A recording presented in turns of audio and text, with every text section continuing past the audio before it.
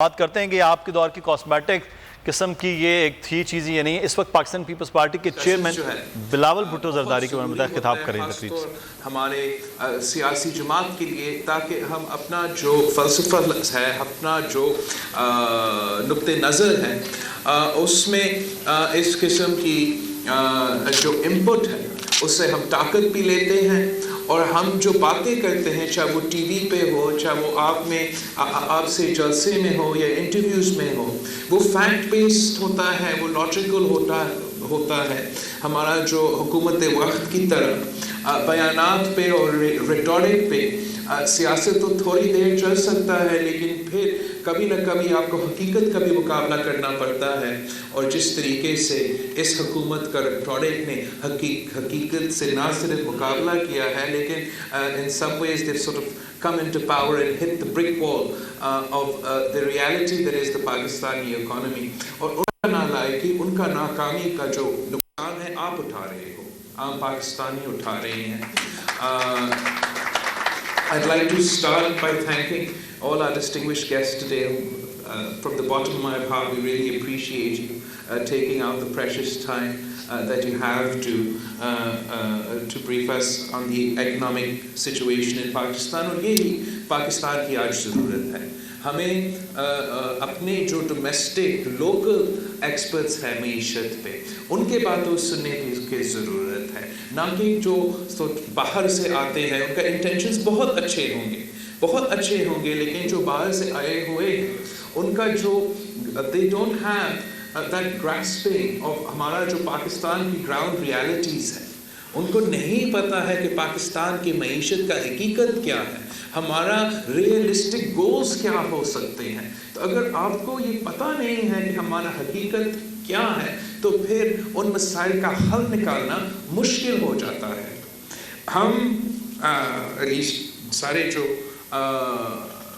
پاکستان پیپلز پارٹی کے کارکن ہیں، عہدیدار ہیں، ہم نے تو الیکشن بھی لڑا، اور الیکشن ہم نے نہ صرف پی ٹی آئی کے خلاف لڑا تھا، ہم نے مسلم لیگ نواز کے خلاف لڑا تھا. پاکستان پیپلز پارٹی کی پوزیشن تھا 2018 کے الیکشن میں کہ ہم ایک اکنامک ڈیزاسٹر کی طرف جا رہے ہیں. ہم نے پہچانا تھا کہ معاشی صورتحال، the economic situation was difficult. The economic situation in Pakistan وہ روزی تصویر نہیں تھا جو ڈار صاحب اور نون لیگ کے نمائندے ہمارے سامنے پیش کرتے تھے. لیکن the PTI government has adopted or inherited a difficult economic situation and made it drastically worse in the last 16 months. اور آپ نے میرے بات نہیں ماننا ہے، یا جو بھی ہمارے اکانومسٹ آج یہاں آئے ہیں بات کریے، ان کے بات پہ اگر آپ نہیں مانے، آپ پاکستان کے عام آدمی سے پوچھیں، دکاندار سے پوچھیں، سفید پوش طبقہ سے پوچھیں، مزدور سے پوچھیں، محنت کشوں سے پوچھیں، وہ کس طریقے سے آج زندگی گزار رہے ہیں. ہم جانتے ہیں کہ ہمیشہ کی طرح ایک نون لیگ کی اپروچ ہوتا ہے، یہ ان کا تنقید نہیں ہے، یہ ہمارا ایک we have a different approach to the economic conditions of Pakistan. ہمیشہ جب وہ آتے ہیں، وہ borrowed money پہ borrowed resources پہ printed money پہ ایک مراج کھڑا کر دیتے ہیں پاکستان کے عوام کے سامنے کہ پاکستان کی معیشت ترقی کر رہا ہے. جب آپ جانتے ہیں اور میں جانتے ہوں کہ کچھ لوگوں کے لیے ترقی تو ضرور کر رہا تھا، لیکن عام آدمی کے لیے، ہر پاکستانی کے لیے وہ ایکسیسیبل ترقی نہیں تھا. اور وارننگ سائنس ہمیں سب نظر آ رہے تھے. 2018 تھا، بائی 2018 6% ہمارا GDP جو تھا وہ کرنٹ اکاؤنٹ ڈیفیسٹ کا تھا. ہمارا لائبلٹیز $27 بلین کے تھے. 2 سال میں from 2016 ہمارا ایکسپورٹس 25 بلین سے لے کے 21 بلین تک پہنچے. یہ کوئی صحت مند معیشت کے انڈیکیٹرز نہیں ہوتے ہیں. لیکن جو پی ٹی آئی کی حکومت ہے، جو حکومت الیکشنز کے بعد فارم کی، انہوں نے اس معاشی صورتحال کا مقابلہ کرنے کے لیے کیا کیا؟ ان کے پاس کوئی پلان نہیں تھا. They decided to wait. They literally made it up as they went along. They couldn't have been anything more disastrous for the Pakistani economy.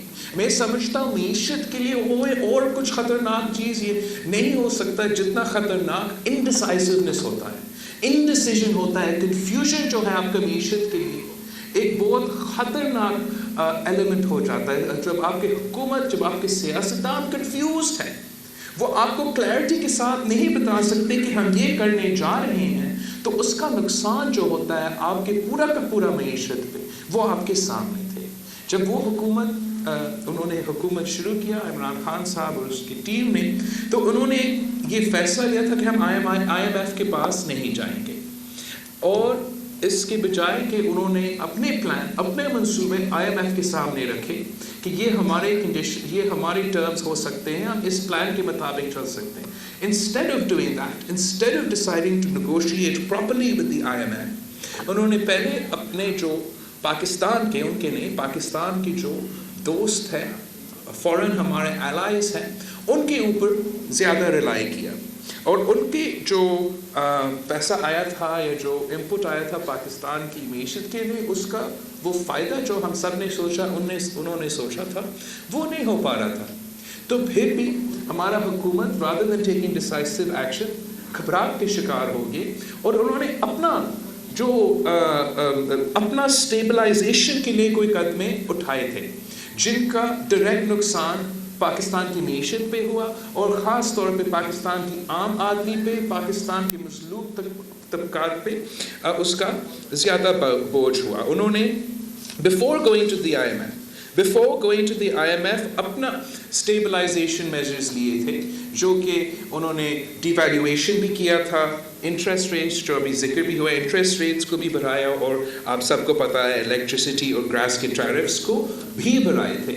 लेकिन सोच ये था कि इससे हमारा एक्सपोर्ट्स पे कोई पॉजिटिव इम्पैक्ट होगा। अनफॉर्चुनेटली इनके सारे एक्सपेरिमेंटेशन के बावजूद हमारा एक्सपोर्ट्स पे वो इम्पैक्ट नहीं हुआ। तो फिर ये सब कुछ करने के बाद वो मजबूरन IMF के सामने गए, वो कमज़ोर पोजीशन में थे। अगर उनको पता होता कि नेगोशिएट कैसे करना है, तब भी उनके लिए मुश्किल होता था, लेकिन उनको पता ही नहीं था। जैसे हमारे मेहमान ने कहे, उन्होंने जाके उनके सारे मुतालबात माने, जो कि अनरियलिस्टिक गोल्स है, अनरियलिस्टिक एक्सपेक्टेशंस है। वैसे ही 2018 से 2019 था, was the first year in Pakistan's history where the nominal growth in revenue was less than the previous year, and हमारा पाकिस्तान का highest ever budget deficit था, जो कि 8.9% of हमारा GDP था। तो आप कमज़ोर हाथ के साथ अपने हाथ थोड़ा एक्सपोज करके IMF के साथ नेगोशिएशंस के लिए गए, और आप IMF के साथ बात करके जो the terms to which they agreed on, हर किसी ने कहा है बहुत हार्श टर्म्स है, ना सिर्फ हार्श है, अनरियलिस्टिक है। आप अगर पाकिस्तान की रियलिटी को, पाकिस्तान की मईशत की रियलिटी को नहीं समझेंगे, आप अपना ही माजी को, किसी हुकूमत को जो छोड़े, अपना ही जो टैक्स टारगेट्स रहे हैं उसमें आप कितने अचीव किए हैं, किस हद तक चाहे, अगर उसका ही एनालिसिस करते, आप कभी भी इस किस्म के डील के हामी नहीं होते। आप उनको कहते कि मैं ये नहीं कर सकता हूँ। How can we agree to this unrealistic condition कि हम अपना रेवेन्यूज को क्वार्टरली 41% से इम्प्रूव करेंगे। 41% क्वार्टरली तो पाकिस्तान की ना माजी में हुआ है, और I can say with some confidence कि वो वफाक जो है वो ना आगे जाके इस किस्म का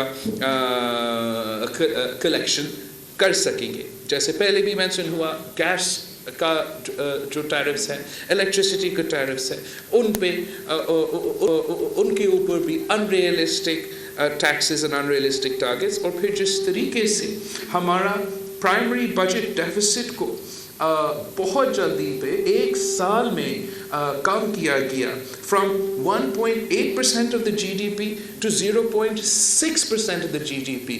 ये एक साल के अंदर आपका जो प्राइमरी बजट डेफिसिट का गोल था। ये सब जो डिसीजंस थे, जो एक that is all a result of the governments negotiations with the IMF, आपका पूरा मईशत पे एक ड्रैग لگایا گیا ہے, سانس نکالے ہیں آپ کے معیشت سے. ان کی جو نیک خواہشات بھی ہوں گے, جیسے میں نے بجٹ اسپیچ میں بھی کہا تھا کہ documentation of the Pakistani economy, ہم سب چاہتے ہیں کہ پوری دنیا ڈاکیومنٹڈ اکانومی کی طرف چل رہی ہیں, اور کوئی نہیں انکار کر رہا کہ پاکستان میں بھی ہمیں ایک ڈاکیومنٹڈ اکانومی کی طرف جانا پڑے گا. It's the modern world, it's the 21st century, کوئی اور راستہ نہیں ہے. لیکن کس نے کہا کہ ایک سال کے اندر ہی اندر پورا کا پورا اکانومی کو ہم ڈاکیومنٹ کریں گے, سب کو کہیں گے کہ CNIC کے بغیر آپ ٹریڈ بھی نہیں کریں گے, آپ پرچیز بھی نہیں کر سکتے. اب جب آپ کو پتا ہے کہ زیادہ تر پاکستان کی معیشت انڈاکیومنٹڈ ہے, آپ کو پتا ہونا چاہیے کہ اگر آپ انڈاکیومنٹڈ ہو, آپ نان ٹیکس پیئر ہو. ہاں, ہم چاہتے ہیں کہ ڈاکیومنٹیشنز بھی ہو, ہم چاہتے ہیں کہ ٹیکس میں بھی اضافہ ہو, لیکن اس کا یہ نہیں مطلب کہ جو بھی نان ٹیکس پیئر ہے یا جو انڈاکیومنٹڈ ہے وہ چور ہے, وہ ڈاکو ہے, وہ لٹیرے ہے, وہ کرپٹ ہے, اور ان کو آپ نے زبردستی ڈاکیومنٹ کروا کے, ٹیکس کروا کے اس معیشت کو چلانا ہے. I think if there's one single decision of this one ill thought out decision to document our economy overnight, ہم سمجھتے ہیں کہ اگر وہ سوچ سمجھ ایک ریئلسٹک ٹائم فریم کے تحت اپنے معاشرے کو کوکس کرتے and then coax them into a documented economy, یہ ایک achievable goal بھی ہے, ایک sensible common sense solution بھی ہے, لیکن it is something that has to be done practically with the understanding of جو ہمارا economic realities ہے پاکستان میں. اور اگر آپ اپنا فائنانس منسٹر کو IMF سے امپورٹ کریں گے, آپ اپنا اسٹیٹ بینک کا ہیڈ کو IMF کی طرف سے امپورٹ کریں گے, اور پھر کہیں گے کہ IMF آئے اور IMF کے اپنے ہی نمائندے سے بات کر کے میرے عوام کے لیے فیصلہ لے, تو پھر آپ کیا ایکسپیکٹ کرتے ہیں؟ اس لیے جب میں کھڑا ہو کر کہتا ہوں, یا کہا تھا اپنا پہلا بجٹ سپیچ میں بھی نیشنل اسمبلی میں, کہ آپ ہمارا عوام کے معاشی قتل کر رہے ہو, میں سمجھتا ہوں کہ یہ پچھلے 16 مہینے میں یہ سب کے لیے یہ حقائق سامنے آیا ہے. شاہ آپ میڈیا انڈسٹری سے تعلق رکھیں, جو بھی آپ انڈسٹری سے تعلق رکھیں, ہمارے کسان بھائی بھی, ہمارا مزدور بھائی بھی, ہمارے چھوٹے تاجر, چھوٹے دکاندار, ہر طبقہ پریشان, ہر آدمی کے لیے, ہر گھر کے لیے مشکل ہو رہا ہے کہ ہم کیسے اپنے بچوں کو اسکول بھیجیں, ہم کیسے اپنے بزرگوں کے علاج کروائیں. یہ مشکلات کے سامنے ہمارے پاکستان کے عوام کر رہے ہیں, اور پاکستان کی ریاست کی ذمہ داری ہوتا ہے. مشکل فیصلے تو ہر ریاست کو لینا ہے, مشکل فیصلے تو لینا پڑتا ہے اور بار بار لینے پڑتے ہیں, لیکن پاکستان کی ریاست کی ذمہ داری ہوتا ہے کہ جب آپ یہ مشکل فیصلے لیتے ہو, آپ کیسے اب کے سب سے کمزور, سب سے غریب کے جو طبقے ہیں, ان کے معاشی حقوق کو تحفظ کیسے پہنچا سکتے ہیں. پاکستان پیپلز پارٹی نے بھی IMF کے ساتھ نیگوشیٹ کیا تھا. میں نہیں کہہ رہا ہوں کہ ہم نے کوئی فینٹاسٹک ڈیل IMF سے لے کر آئے, لیکن ہر ایشو پہ, ہر موقع پہ ہم اپنے عوام کے لیے لڑے تھے. اگر ہم IMF کی ڈیل لے کر آئے تھے تو ہم نے ساتھ ساتھ ان کو کہا تھا کہ ہم اپنے تنخواہ میں 100% کا اضافہ کریں گے. چلے اگر ہم 50% تک پہنچ گئے تو ہم سمجھتے ہیں کہ ہم کامیاب ہوئے. ہم نے کہا تھا کہ ہم اپنا پینشنز میں ہم IMF کا ڈیل کریں گے, مہنگائی کا مقابلہ کریں گے, لیکن ہم اپنا پینشنز میں 150% اضافہ کریں گے. ہم نے ان کے ساتھ سیٹ کیا تھا کہ ہم یہ مہنگائی آئے گا, ہمارے غریبوں کے لیے, ہمارے ملک کے عوام کے لیے بہت مشکل ہوگا, ہمارے پاس کوئی ویکل نہیں ہے کہ ہم غریب آدمی کو اس سے بچا سکے. تو اس لیے آپ ہمیں وہ فسکل اسپیس دیں گے, گارنٹی کریں گے کہ بینظیر انکم سپورٹ پروگرام کے لیے آپ نہیں کاٹیں گے ہمارا جو منصوبہ تحفظ, نہ صرف ہمارا حکومت میں مگر میاں صاحب کی حکومت میں بھی, اور آج کا حکومت بھی. جب وہ IMF کے ساتھ بات کر رہے تو IMF ان کو کہہ رہے, وہ تو خود کاٹنا چاہتے ہیں. ان کا تو ڈاکٹرن کے مطابق انہوں نے کہا تھا لیکن اب IMF ان کو کہہ رہے ہیں کہ آپ اس منصوبے کو نہیں کاٹ سکتے. لیکن یہ ایک منصوبہ ہے جو ہم نے 2006 میں 2007 میں اس معاشی جو صورتحال ہے ان کے لیے بنائے تھے. اب 10 سال گزر گئے ہیں اور نہ پچھلی حکومت نے اور نہ اس حکومت نے کوئی اور منصوبہ لے کر آئے, کوئی نئی انقلابی سوچ لے کر آئے کہ ہم کیسے اپنے ایک اور سوشل سیفٹی نیٹ بنائیں جو کہ اس ملک کے غریب عوام کے لیے وہ ان کے معاشی حقوق کو وہ تحفظ دے, تاکہ جب وہ یہ مہنگائی کا سونامی جس میں سب ڈوب رہے ہیں اس میں ان کو کچھ, ان کے خاندان کو کچھ پروٹیکشن مل سکتے ہیں.